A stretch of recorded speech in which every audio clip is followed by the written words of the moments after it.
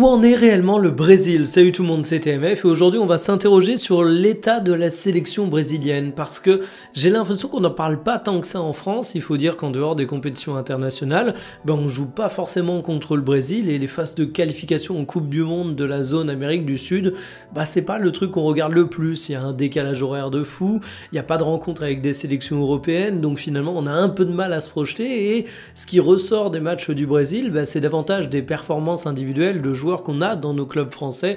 On va par exemple parler des performances de Marquinhos dans les médias qui suivent l'actualité du Paris Saint-Germain pour nous dire est-ce qu'il a été en forme ou pas, est-ce qu'il a beaucoup joué ou pas, voire dans les pires des cas, est-ce qu'il s'est blessé. Sauf que le Brésil, ça reste quand même un grand pays de football. Je sais pas quel âge vous avez, mais moi du haut de mes 31 ans, quand j'ai grandi, le Brésil ça voulait quand même dire quelque chose en termes de football. Alors aujourd'hui on voit encore qu'il y a beaucoup de très grands joueurs brésiliens. T'as des Brésiliens de talent au Real Madrid, au FC Barcelone, au Paris Saint-Germain, mais le côté sélection brésilienne qui est le symbole du beau football, de la créativité, c'est quand même beaucoup moins présent. En fait, au cours de ces dernières années, le Brésil a eu des résultats sur la scène internationale qui ont été jugés assez décevants. Le Brésil est une équipe qui a peut-être un peu plus inspiré via sa défense. Des mecs comme Thiago Silva, comme Marquinhos ont été peut-être un peu plus marquants que certains milieux de terrain, certains offensifs. Alors oui, il y a toujours des grands attaquants brésiliens, mais il suffit de regarder la trajectoire de Neymar pour se dire que finalement tout s'est pas exactement passé comme prévu et qu'elle est désormais loin l'époque où tu avais Ronaldo et Ronaldinho. Malgré tout, il reste encore plein de grands joueurs dans cette équipe, je l'ai dit, et il y a un mec qui a débarqué sur le banc qui s'appelle Carlo Ancelotti et qui est un véritable game changer pour cette sélection. Alors concrètement, où en était le Brésil juste avant que Carlo Ancelotti débarque? Qu'est-ce que Carlo Ancelotti symbolise pour cette sélection qui change beaucoup de choses en le faisant venir sur le banc et quels sont ses premiers résultats? Eh bien on va te parler de tout ça dans cette nouvelle vidéo, donc installez-vous confortablement et bienvenue pour cette nouvelle vidéo Talk My Football.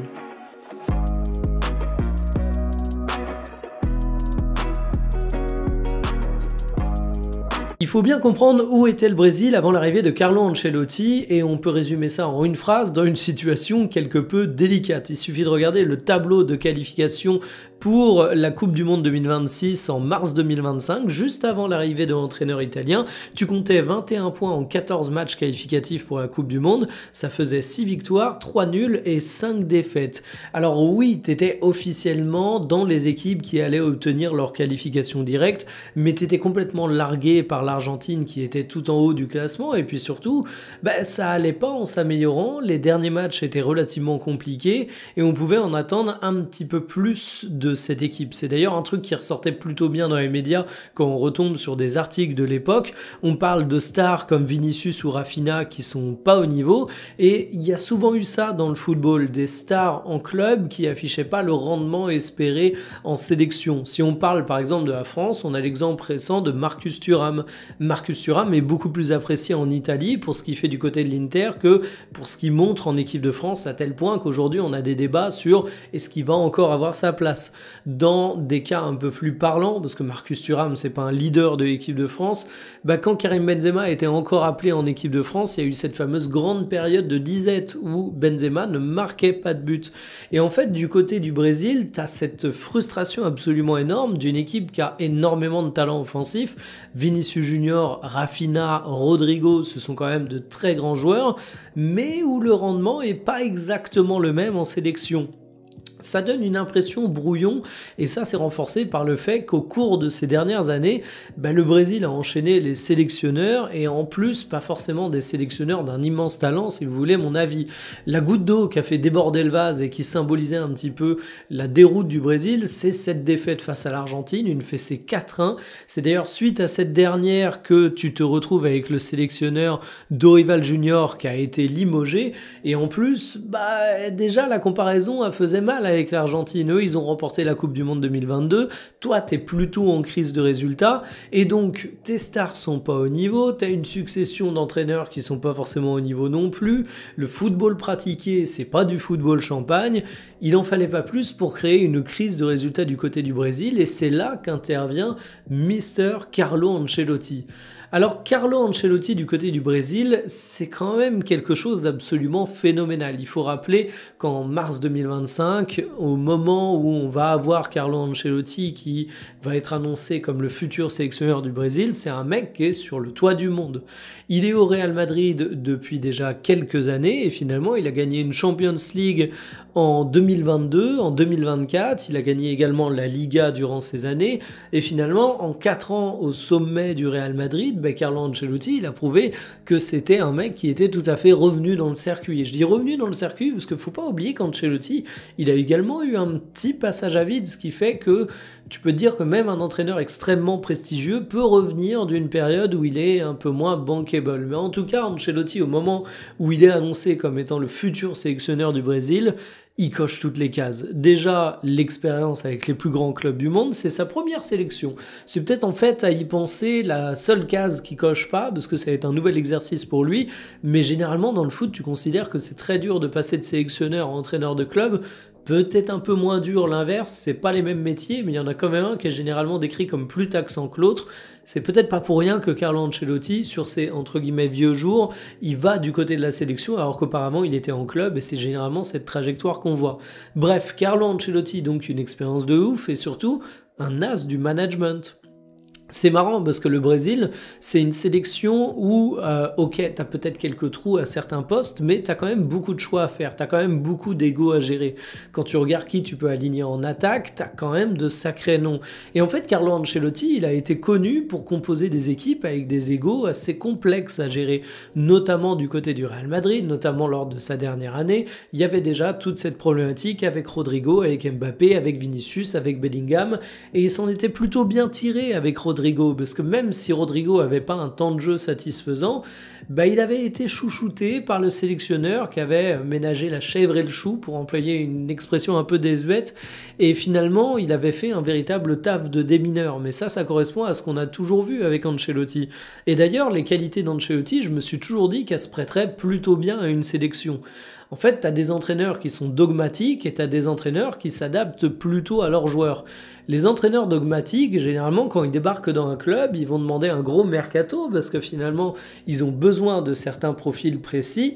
Et s'il y a des joueurs qui rentrent pas là-dedans, ils vont les évacuer. Quand tu es sélectionneur, tu peux pas naturaliser un mec du jour au lendemain. Alors, si tu es le Qatar et que tu organises la Coupe du Monde chez toi, tu pourras quand même réussir. On a vu ça dans le foot, on a vu ça apparemment dans le hand, mais là, c'est pas mon domaine d'expertise.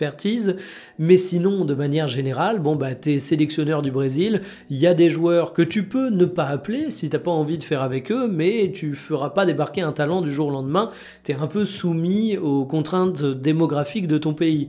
En fait, Ancelotti, sélectionneur, ça marche plutôt bien, parce qu'il a un groupe, le but c'est de le faire fonctionner le mieux possible, et c'est ses qualités. En plus de ses qualités intrinsèques, Ancelotti, il connaît Vinicius Junior, il connaît Rodrigo, il connaît Militao, bref, je vais pas vous faire la liste complète, mais au cours de sa longue carrière, Ancelotti a vu passer pas mal de joueurs brésiliens, et donc tu peux te dire qu'il va y avoir une période de transition qui sera quelque peu facilitée grâce à ça. Et en fait, Ancelotti, il est nommé avec un but très clair, c'est Coupe du Monde 2026. Il faut réussir ta phase de qualification, il faut réussir ensuite les matchs amicaux, il faut réussir à te présenter dans un état ambitieux pour cette fameuse Coupe du Monde. Et en fait, c'est une révolution de voir Ancelotti sur le banc du Brésil.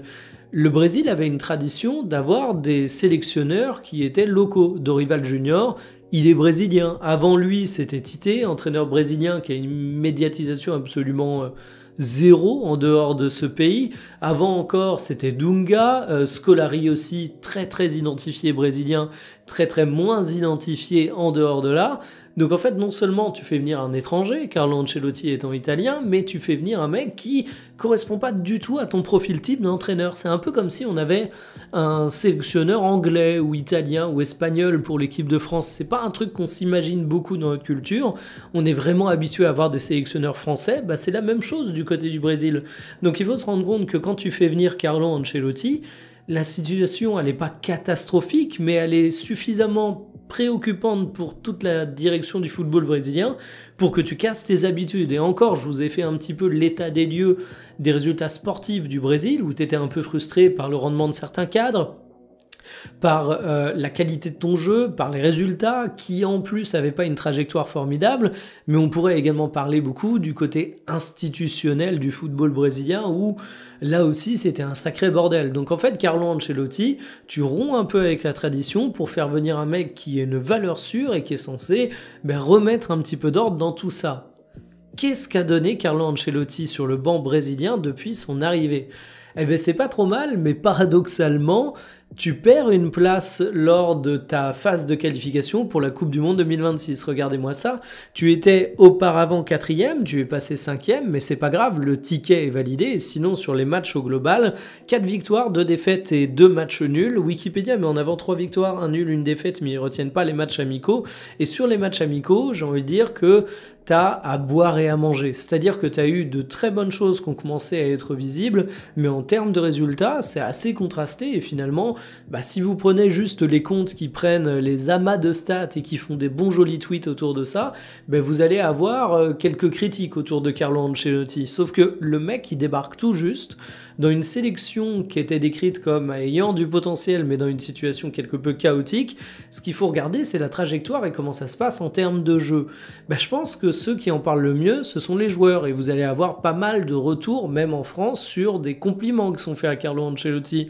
Rodrigo l'aimait plutôt bien du côté du Real Madrid, il lui rend également sur la sélection en disant que l'équipe s'était améliorée et que les consignes étaient désormais claires. D'ailleurs, ça me fait toujours bugger de voir quand ce genre de propos, vraiment Rodrigo, c'est ce qu'il a dit, ce qui fait que t'as vraiment l'impression qu'auparavant c'était pas clair du tout et que t'avais une sorte de bouillie, de marasme de football.